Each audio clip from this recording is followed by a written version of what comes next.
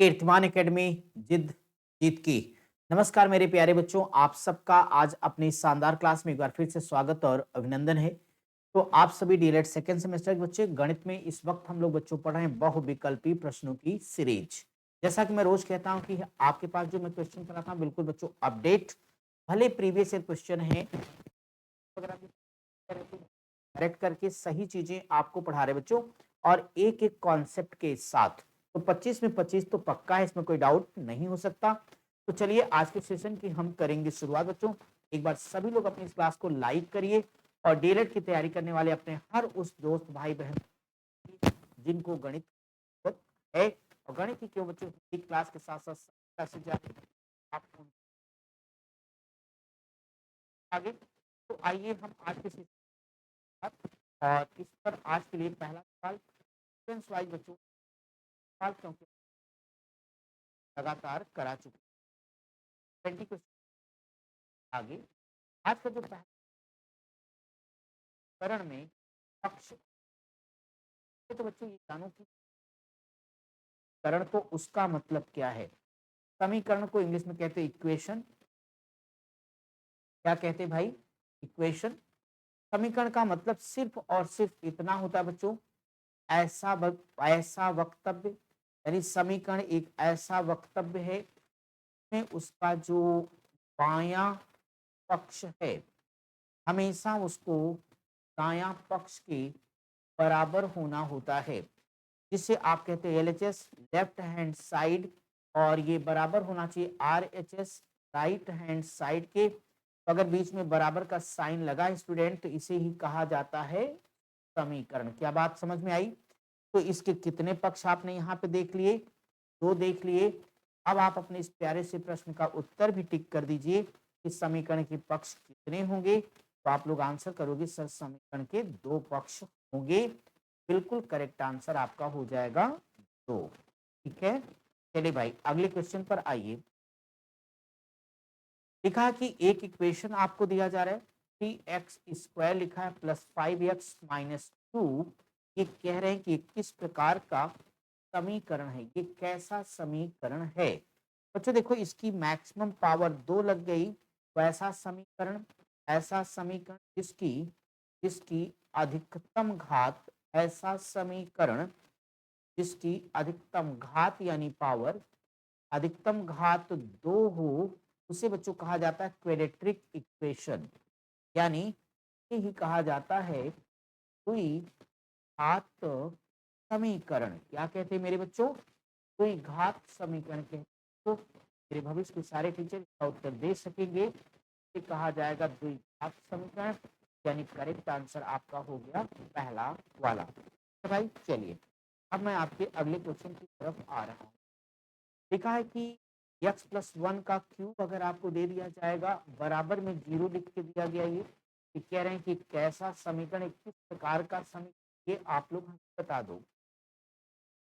बच्चों अगर x+1 का क्यूब लिख के दिया गया बराबर 0, ये समीकरण कैसा है? तो इसकी मैक्सिमम पावर आप देख रहे होंगे, जाहिर तौर पर आप ये क्या कहना चाहते होंगे, सर ये घात समीकरण है, त्रिघात समीकरण है ये, और 3 पावर है तो त्रिघात समीकरण होने के यहाँ पे ऑप्शन सी आप यानी ब वाला टिक कर दीजिए। तो बच्चों बाकी आप सबको पता है, अगर कोई a प्लस बी का क्यूब कहेगा, ए, हाँ a प्लस बी का क्यूब, बच्चों a प्लस बी का क्यूब पढ़े हो ना, क्या होता है भाई? ये होता है a cube plus B cube plus A B और ब्रैकेट ए प्लस। क्योंकि समीकरण को हमें हल नहीं करना है, डीएलएड में अपने इस टेबल के इस नाते हमने हल नहीं किया, केवल फार्मूला याद दिला दिया। नहीं, आधे से आपका प्रश्न तो आप जानते बच्चे, जब इसको आप लोग हल करोगे तो टेंशन लेने की कोई जरूरत नहीं। आप इसे अगर हल भी करते तो x+1 बराबर अंडर रूट क्यूब, क्यूब ले जाते 3 रूट तो बराबर 0 ही आता। यहाँ से हल करते तो x की वैल्यू आपकी माइनस आ जाती, उसके बाद है। नेक्स्ट क्वेश्चन करिएगा 74, कि त्रिभुज का क्षेत्रफल ज्ञात करने का सूत्र क्या होगा। स्टूडेंट याद करो, जब किसी त्रिभुज के क्षेत्रफल की बात ही करेगा तो पहले बताओ, जब क्षेत्रफल की बात करेगा आप लोगों को बताया हूं कि जब भी कोई व्यक्ति मान लीजिए त्रिभुज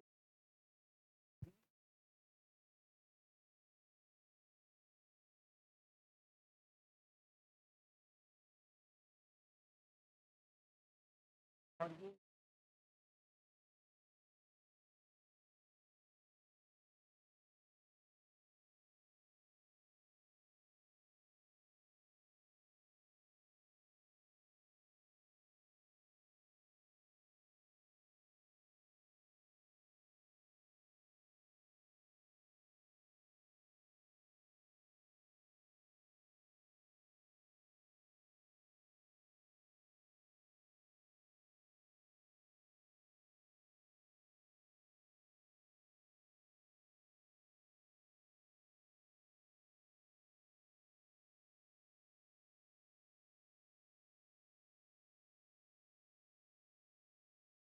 आपस में बराबर हो और साथ ही साथ उसका प्रत्येक कोण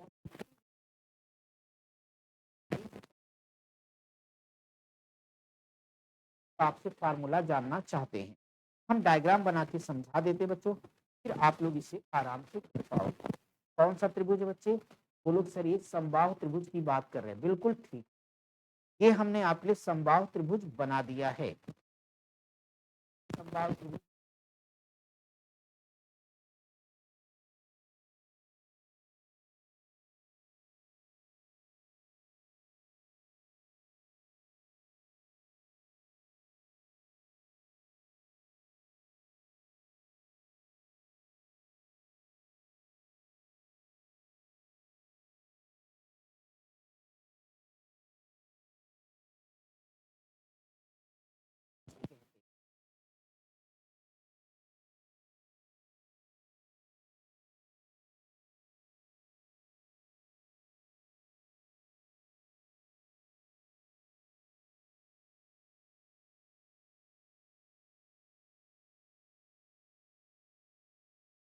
आपके आएगा।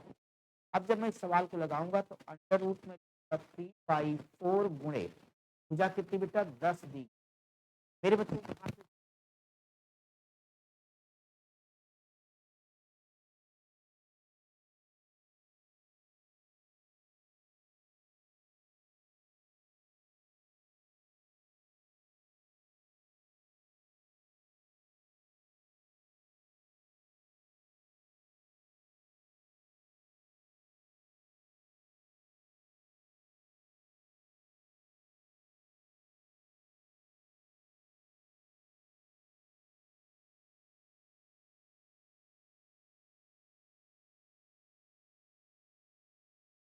के बारे में आपको समझ तो वृत्त का जैसे हम आपके आकृति के उसका मूल बिंदु चारों तरफ का हिस्सा बाउंड्री आप बिंदु की आपने खरीदी ये आपको और इसी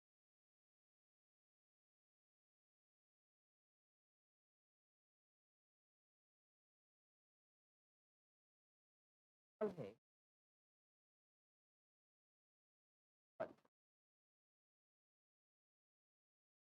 आर का पाई आर यहाँ पे आपके पास पाई थोड़ी और जान लो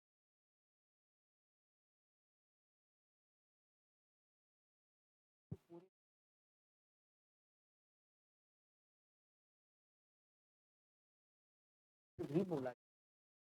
अभी आपने इतनी बात जान ली। अगर कोई वृत्त ऐसे आपके पास दिया हो और उसमें ये आपकी एक रेखा व्यास है, इसके अलावा ऐसे तमाम रेखाएं खींची हुई होंगी। अगर स्टूडेंट ऐसे तमाम रेखाएं खींची होंगी, इन सारी रेखाओं को शिवाएं कहा जाता है, यानी कॉस।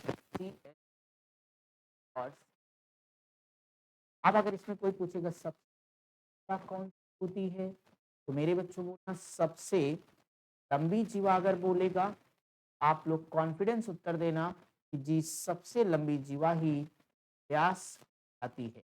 कोई डाउट किसी को नहीं है बच्चों। अब यहाँ ये जान लो, जैसे एक वृत्त ऐसे ले लिया और एक उस सेंटर को आधार बना के ऐसे कर दिया, एक की त्रिज्या ये होगी, दूसरे की ये हो जाएगी, इसको स्मॉल आर, इसको कैपिटल आर लिख दे बच्चों। ये जो वृत्त बनाना, ये कहीं केंद्र से दो वृत्त बनाए गए, इस नाते इसे कहा जाता है समकेंद्री वृत्त। बच्चों सब बहुत ही विस्तार से चैनल पर हमने एरिया एंड पेरीमीटर के नाम से पढ़ाया। अगर आपको कुछ करना हो तो सब कुछ इस चैनल पर आप बहुत डिटेल में देख सकते हैं। तो डीएलएड की एक एक चीज, कोई ऐसा टॉपिक नहीं गणित का, पूरी गणित का सेमेस्टर 1 2 3 4 पूरी लेवल की मैथ्स या कंपटीशन के हर लेवल की मैथ्स का हर टॉपिक चैनल पर पढ़ाया गया, आप देख सकते हैं।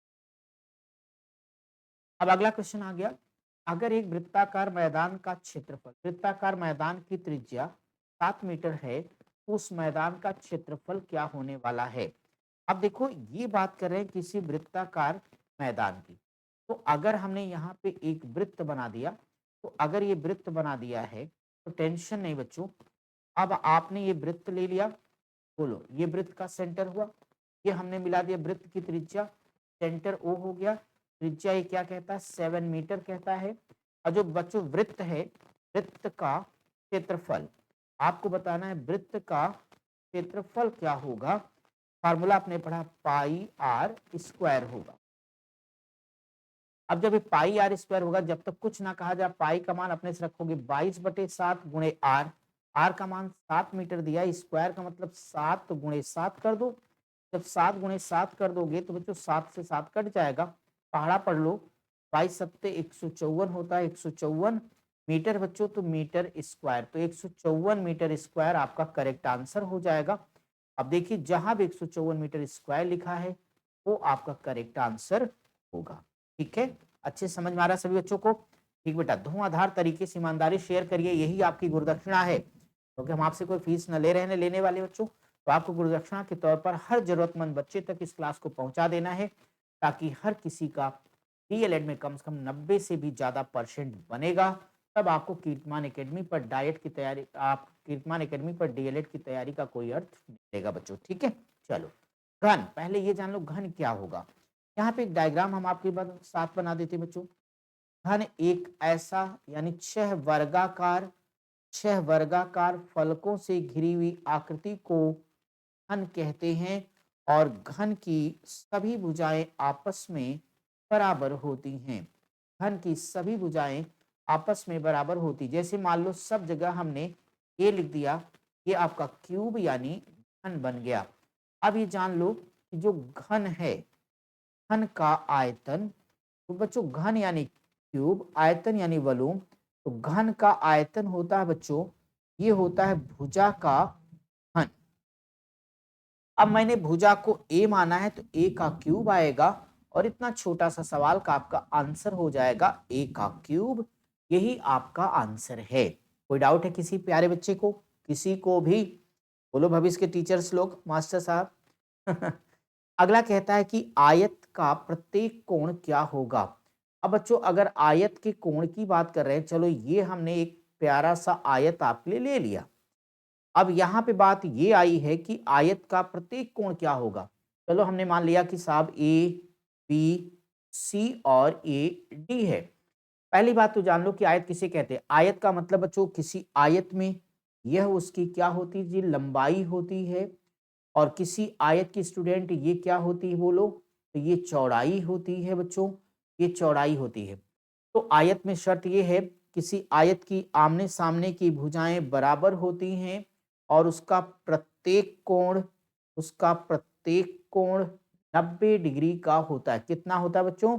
उसका प्रत्येक कोण 90 डिग्री का होता है। तो अब आपने जान लिया, और जो 90 डिग्री होता है, इस 90 डिग्री को ही बोला जाता है समकोण। क्या बोला जाता है? 90 डिग्री को समकोण यानी राइट एंगल के नाम से आप जानते हो। ये आपका राइट एंगल हो गया स्टूडेंट। तो यहां से आपका आंसर आ जाएगा कि भाई आयत का जो प्रत्येक कोण है वो समकोण होता है, यानी समकोण का मतलब 90 डिग्री का होता है बच्चों। तो यही आपका उत्तर हो चुका है। ठीक है, चलिए मैं अपने अगले सवाल की तरफ आ रहा हूं। ये ले लीजिएगा, आपका एक प्रश्न है, इसका उत्तर आप लोगों को बताना है भाई इसका आंसर आपका क्या हो जाएगा, मुझे तो नहीं पता।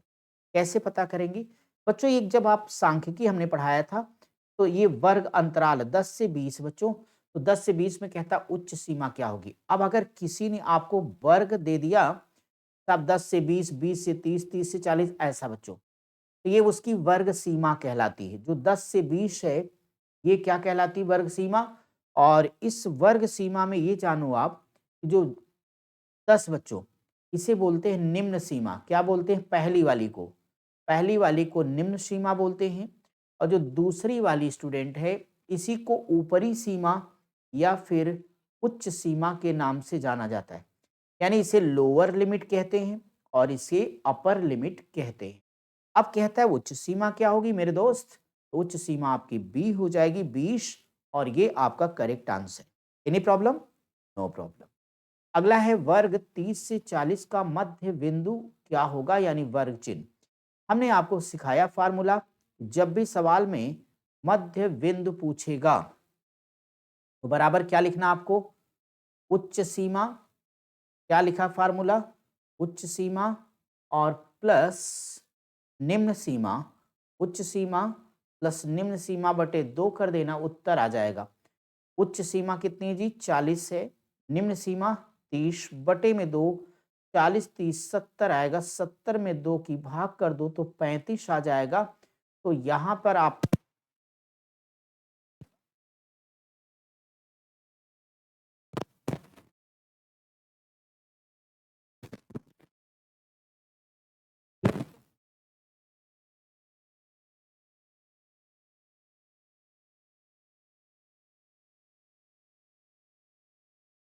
समानुपाती होगा बच्चों, ये आप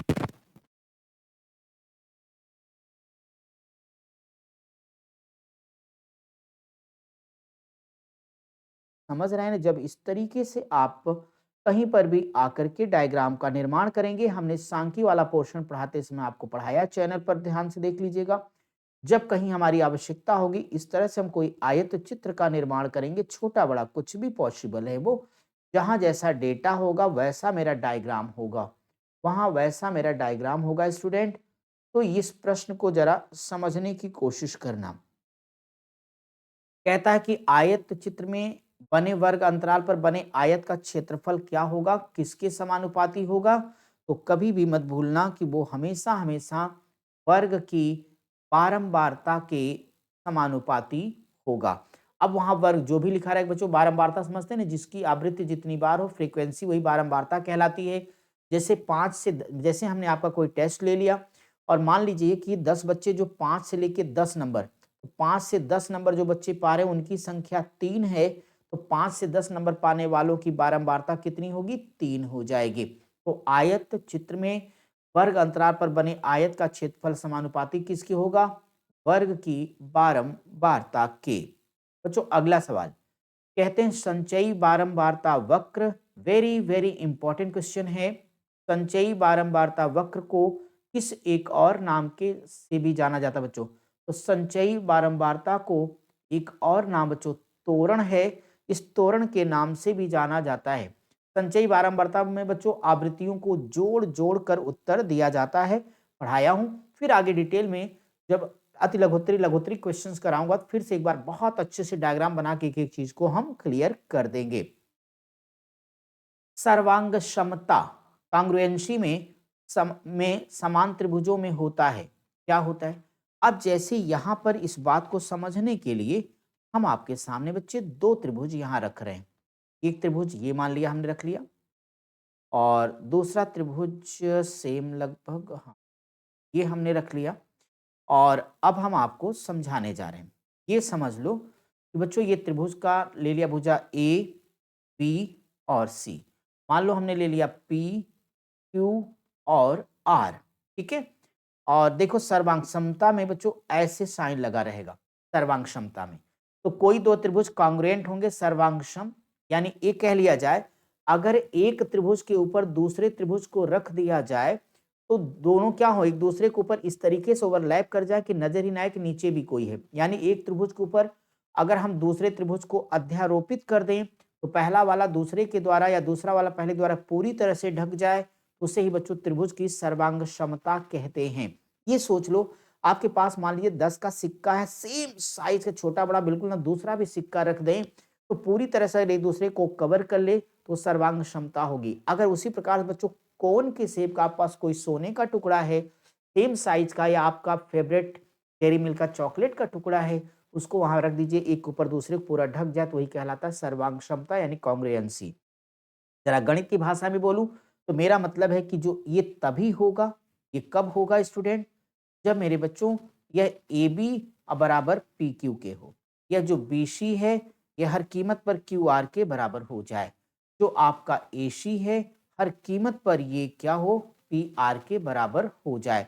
यानी इन्होंने कहा कि इनका जो समान संगत कोण होना चाहिए, बिल्कुल बच्चों, इनकी समान भुजाएं होनी चाहिए और इनके समान क्षेत्रफल होंगे, ये सारे गुण रहेंगे, तभी जाकर के सर्वांगसम त्रिभुज कहलाएंगे। तात्पर्य एंगल ए बराबर एंगल पी के, एंगल बी बराबर एंगल क्यू के, एंगल क्यू के, and angle C is equal to angle R के, यानी हर हाल में दोनों एक जैसे हों तो सर्वांगसम कहलाएगा। और मैं ये उम्मीद कर रहा हूं कि आपको सर्वांगक्षमता का अर्थ समझ में आया और ये उत्तर भी आपका हो गया। इस प्रकार से बच्चों आज के सेशन पर हम अंतिम सवाल पर आ चुके हैं। कहता है समान कोणिक दो सरल रेखीय आकृतियां जिनकी संगत भुजाएं समानुपाती हों। जहां गलती से बच्चों समानुपाती प्रोपोर्शनल लिखा हो तो समझ जाना वहां पे समरूप त्रिभुज होने वाला है, सिमिलर ट्रायंगल होने वाला है।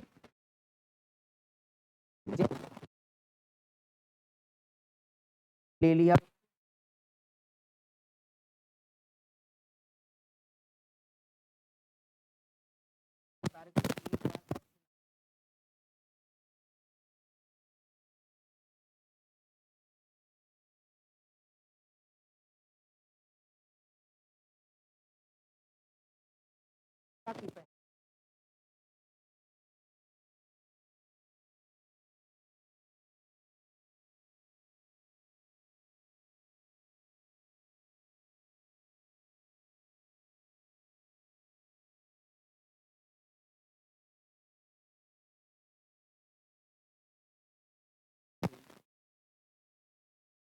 का कहलाएगा क्या, समरूप त्रिभुज कहलाएगा। इस नाते आंसर आपका समरूप त्रिभुज हो गया। ठीक है, तो आपका जितना बहुविकल्पी क्वेश्चन था बच्चों, आज हमने जितना बहुविकल्पीय प्रश्न आए थे, बहुविकल्पीय हमने उसमें कंप्लीट किया। ये सारे आपके प्रीवियस ईयर क्वेश्चन थे, प्रीवियस ईयर क्वेश्चन थे बच्चों, यानी 2015 से लेके 2023 तक जितने क्वेश्चन थे वो आपने कंप्लीट किए। अब 24 में तो आप नहीं बल्कि 25 में सेमेस्टर के एग्जाम देने जा रहे बच्चों, तो सारा ये बिल्कुल आपकी सीरीज क्या है, बिल्कुल अपडेट है। ये आपका आज कंप्लीट हो गया, एक एक सवाल आपकी सीरीज में जो गलतियां वगैरह थी सब हमने करेक्ट करके पढ़ा दिया बच्चों। ठीक है, ये कंप्लीट नहीं हुआ, अब इस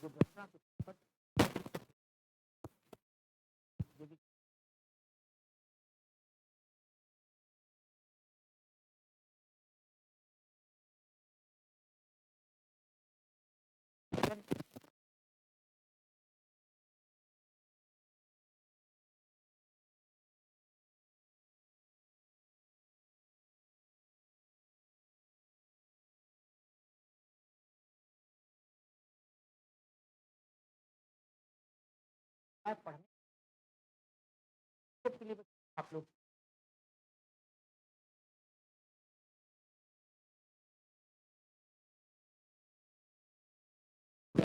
इसी मतलब